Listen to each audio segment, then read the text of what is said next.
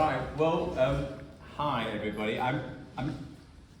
We live in a world which it doesn't take a huge amount of genius to recognise is in a most terrible state. That we're in a world where we're actually producing more food than people need, yet there are millions going hungry. Here in this country, we have now mass poverty.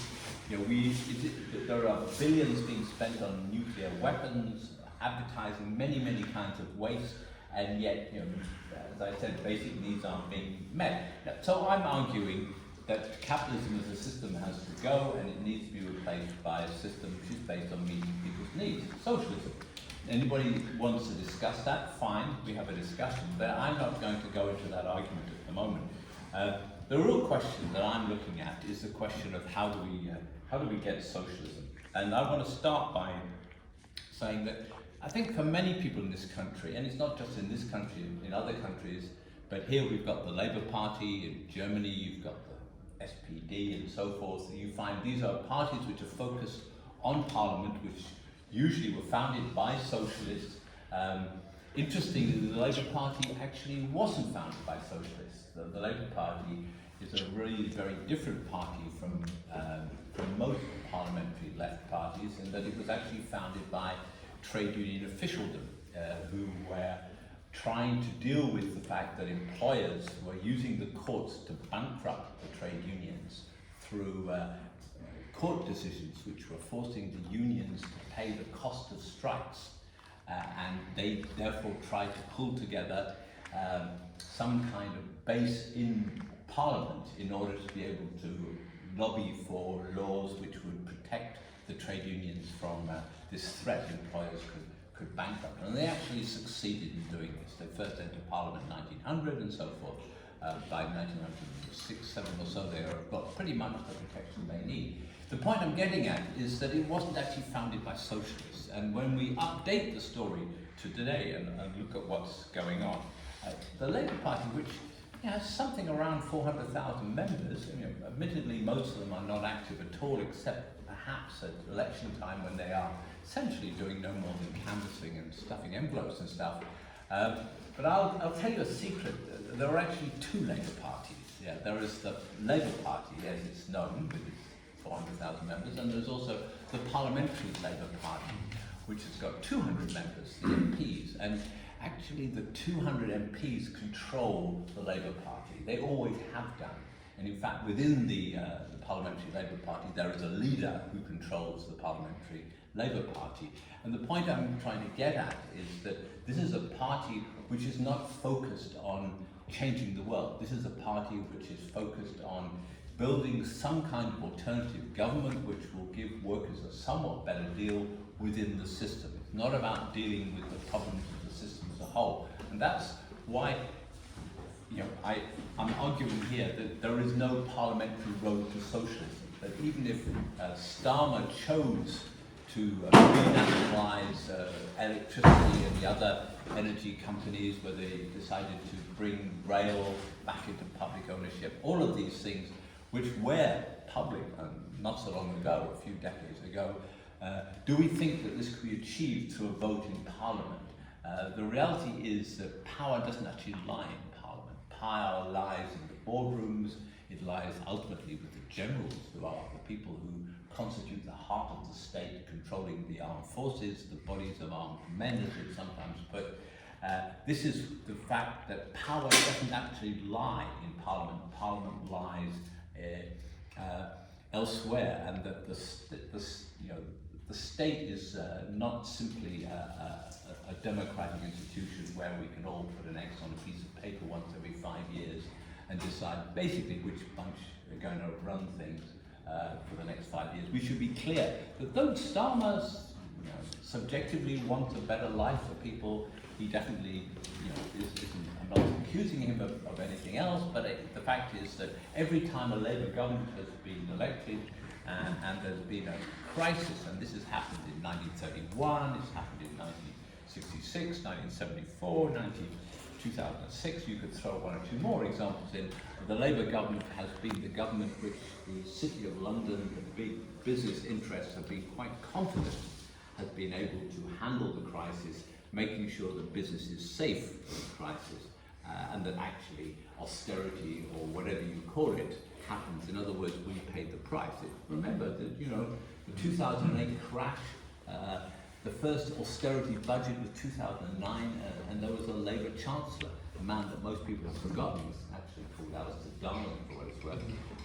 That was the first austerity budget. So we should have no illusions in the idea that we will actually get a better deal out of a Starmer government. I don't think many people have. It's quite clear that, you know, a lot of business interests are now increasingly relaxed about the prospect that this current appalling bunch who are running the country are going to be replaced by a Labour government. They feel quite safe with this.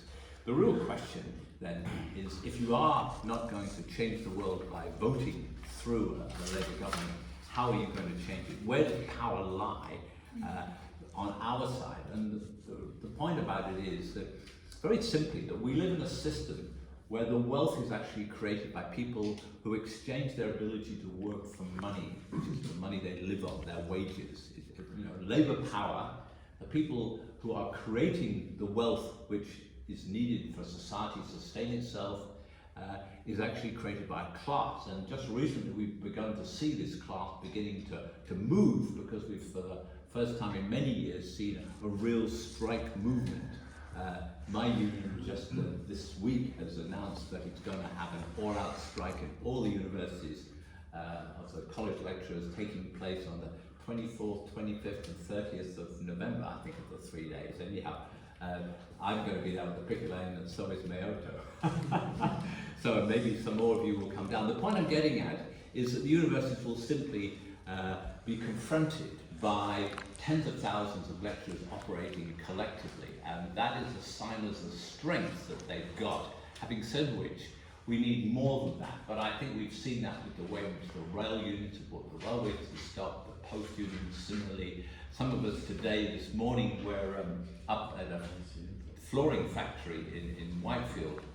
There is 200 workers who basically stopped that company from working now for quite a few weeks. You know, they're a powerful group able to basically withdraw their labour, and that is what we are arguing. That's what I'm arguing, is where power actually lies, and that's where we need to organise in order to socialists, in order to be able to change the world. So the question is, you know, well, if that's true, then why do we need a party? Don't we just let workers, you know, get their act together, go on strike and take over? And the reality is, of course, that, you know, the working class is a huge class. It's now the majority of humanity, but its consciousness, its ability to, its a way of understanding the world isn't uniform. On the contrary, you know, people develop their ideas and change their ideas in different speeds, in different ways at different times. This morning I was having a conversation about revolution with a man called Danny, who's a worker at the Polyfloss factory, and he actually was the one who started it. He said, "I want to lynch them." Yeah, and I asked, you know, and he said, "You know, the bosses, you know, look at them. Here they are, sucking everything out of us, treating us like shit in the workplace. I want to lynch them." And I said, "I don't think that's right, Danny. I think we should have revolutionary tribunals.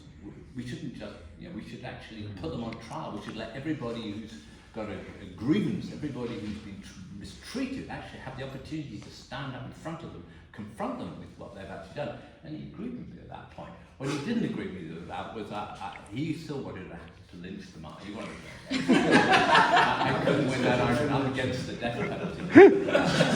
But the point is that at least he's moved beyond the idea that we're going to deal with the problem by deciding whether it's Tweedledee or Tweedledum running the government in Parliament. Now, a lot of people will turn around and say to you, "Oh, Geoff, of course, you know, revolution's a great idea," but they never happen here. You know, you couldn't put it. This is another kind of country have revolution. To which I always enjoy saying, well, we've actually had a revolution. In fact, the system we have now was created by a revolution. That in the 1640s, a new class was emerging and developing its consciousness, its confidence. This was the rising money class, the capitalist farmers, the bankers, the traders were now becoming sufficiently confident that they were able in Parliament to confront the king and that confrontation grew and grew till eventually both sides took up arms, and they fought a civil war, and the result, the solution to that civil war was, wait for it, to cut off the king's head. That's what they did. They decisively broke the power of the monarchy.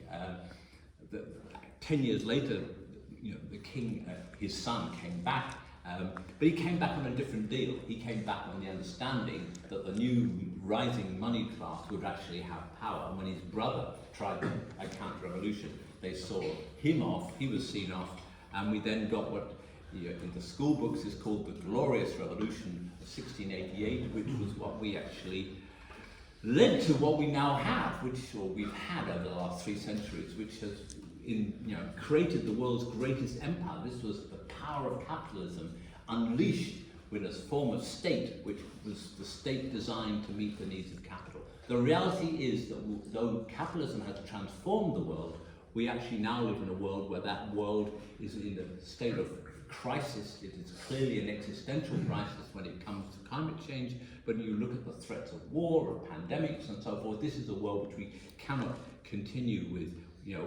We need socialism as a matter of urgency. So the question then is, how do we make that change today?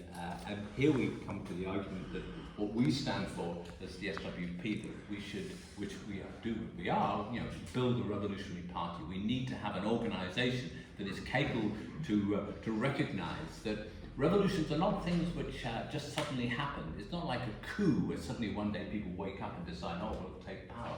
There are things which actually develop over time.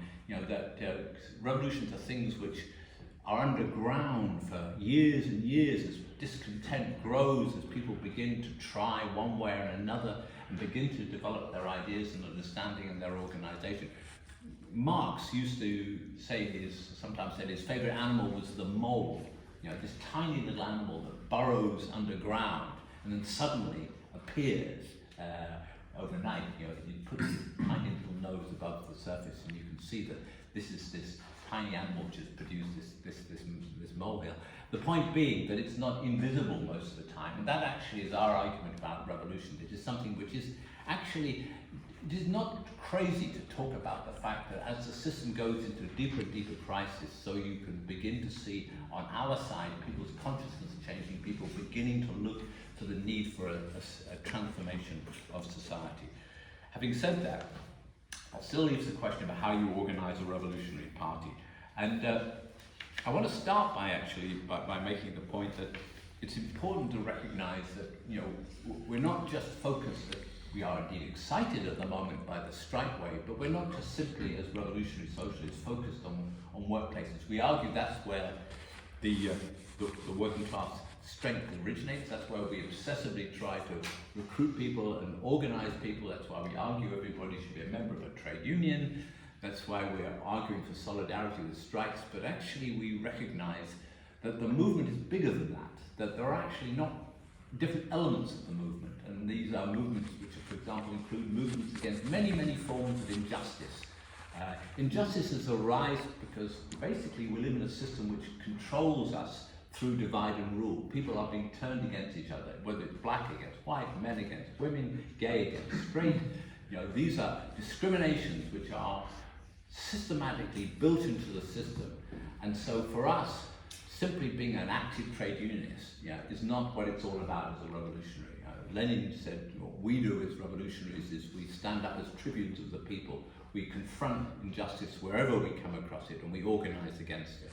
That is something which is part and parcel of being able to deal with the fact that the working class doesn't develop as a single whole, but actually has got all kinds of divisions which need to be overcome and which, as I said, develops unevenly at different times. And that is why you need to have an organisation which is conscious of all these differences and is able to bring things together. So that's what we're trying to do. And I just feel I need to say a little bit more about the way in which we operate, which is that when it comes to it being engaged in the movements, we argue always for what you might call the greatest amount of democracy in movements. We are, if you like, extreme democrats. We believe that the greatest involvement of the greatest number People should be able to see themselves as taking part in the movement. See, people should be included, not excluded. People should be able to have their voice heard. And so we're arguing for the maximum amount of democracy, but it's democracy to an end, not talking for the sake of talking. Is talking in order to be able to make a decision, in order to be able to act. And that's why we practice it within our own organisation, what we call democratic centralism as an organisation. You know, we actually argue for the largest amount of democracy inside our organisation, and it's not just because in principle we believe it, it's because if we're able to actually function as an organisation which is able to give a lead, then we have to know what's going on, we have to be part of what's going on, we have to be able to report to each other at meetings like this, at meetings we hold.